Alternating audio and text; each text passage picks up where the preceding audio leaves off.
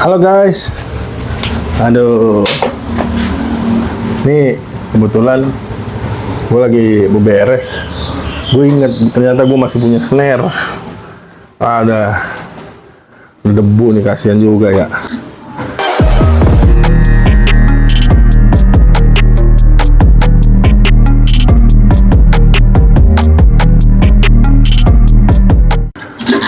Ini gue lagi iseng-iseng beberes rumah, terus ngeliat ini, oh iya, gue masih punya snare ternyata.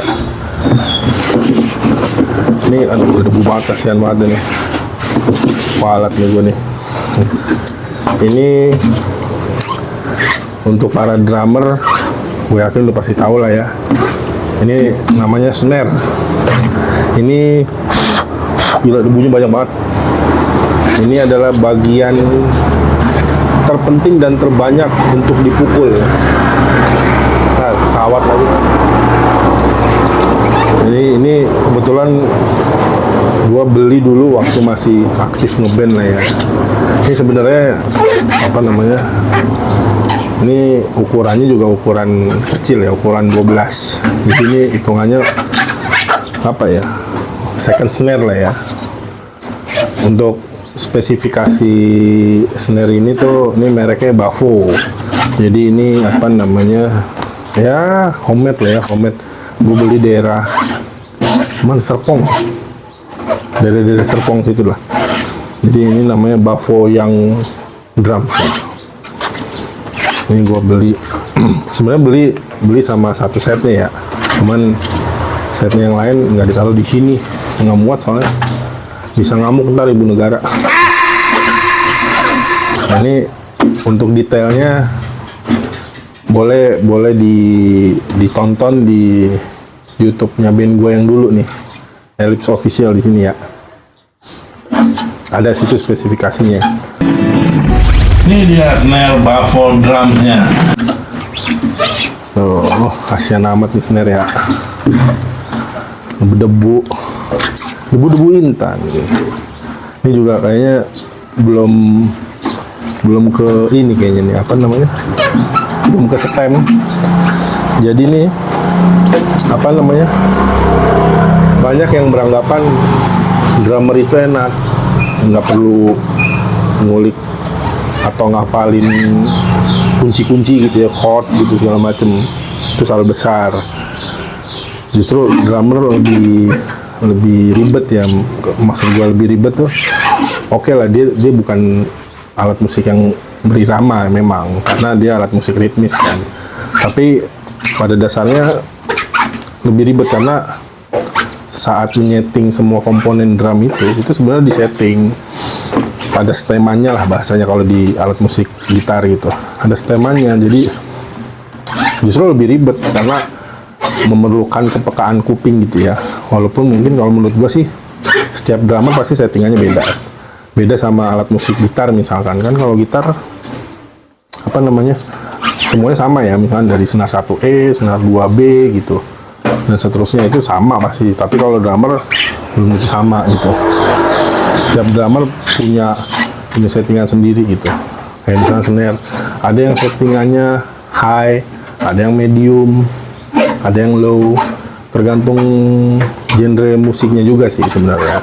Tapi kalau gue pribadi, gue lebih seneng high ya, settingannya high gitu, karena lebih dapat powernya gitu, lebih dapat powernya. Terus karena gue dulu belajar drumnya itu sama Mas Osa gitu ya, yang notabene memang drummer rock, jadi gue ngikut settingannya dia gitu. Cara tidak disadari gue ke distract. Nah makanya itu dia mungkin salah satu alasan gua yang lebih banyak dikritik dulu waktu di Ellipse, karena mungkin settingan gua nggak klop dengan genre musiknya Ellipse kali ya.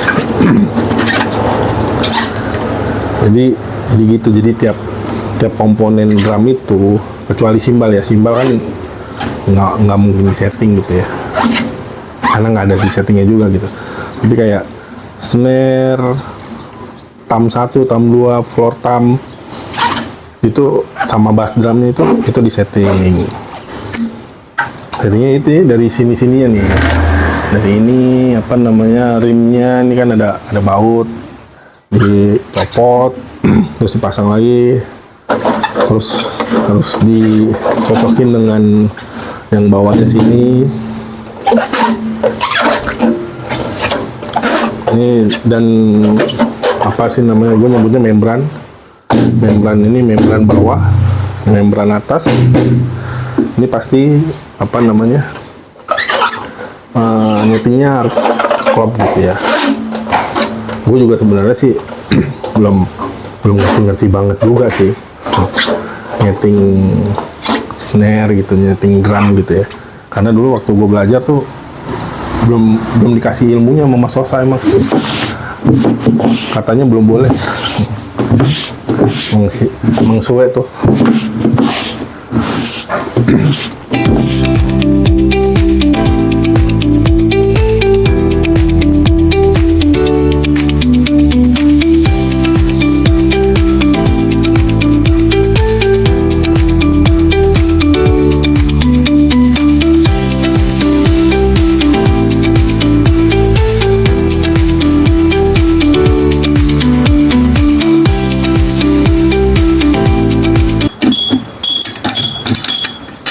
Ini berhubung karena udah kelamaan gue nggak tahu dah masih bisa disetting apa nggak. Harusnya sih bisa ya, kalaupun nggak bisa emang karena gue aja yang tolol.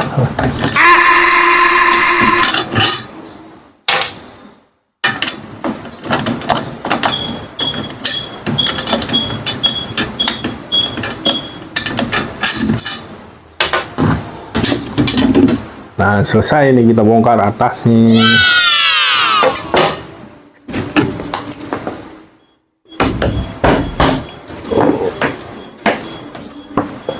Banyak sering dipukul. Ini penampakan dalamnya saat atasnya dicopot ya, saat membran atas dicopot. Nah ini yang gue tahu ya, sedikit sharing ya, namanya berbagi ilmu ya. Walaupun ilmu gue masih cetek, tapi ya buat bekal gue ntar di kuburan. Ini namanya snappy nih, namanya snappy, ini membran. Nah ini namanya rim.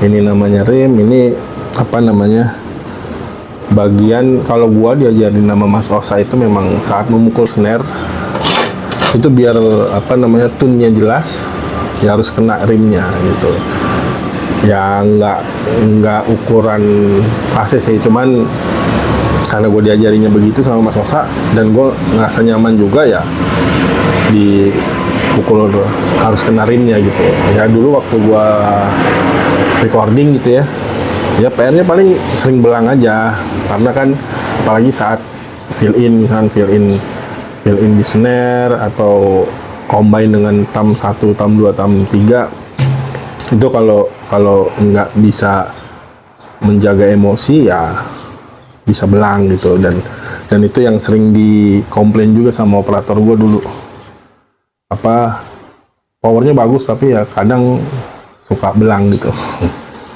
Tapi ada juga sih yang nggak kena rimnya, nggak masalah juga. Kalau kata operator gue juga nggak masalah, cuman secara teknik gue diajarinya harus kena rim. Nah ini dicopot, ini tinggal copot ini saat ini yang bawahnya nih. Jadi gambar begini dah. Ini baru snare, belum yang lain, belum bass drum. Ya. Lama. Ini lama kita ngobrol-ngobrol aja dulu kali ya.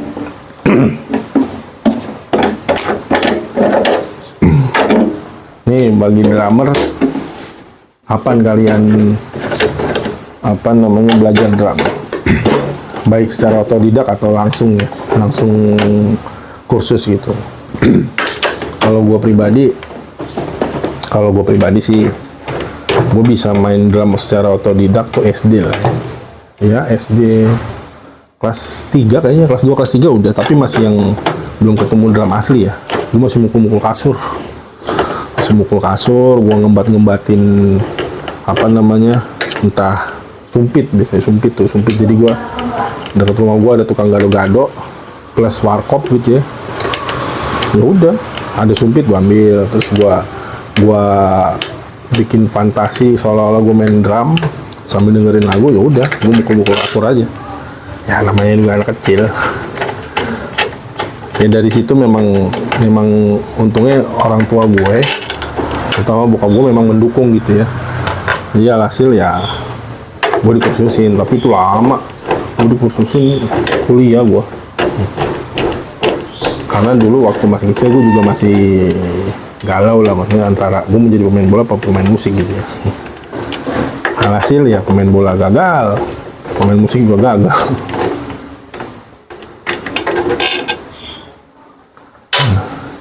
Ini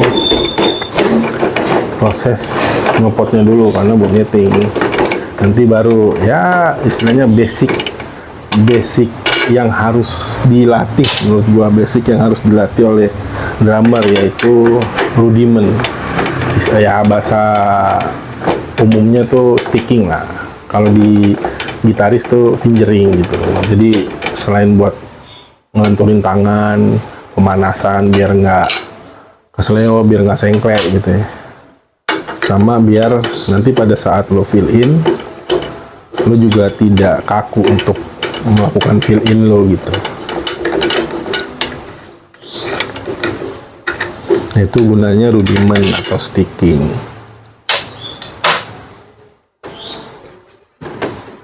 Lupa gua. Ini udah copot semua ya.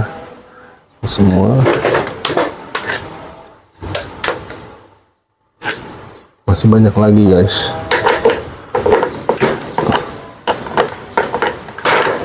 Nah, ini harus dikendorin dulu.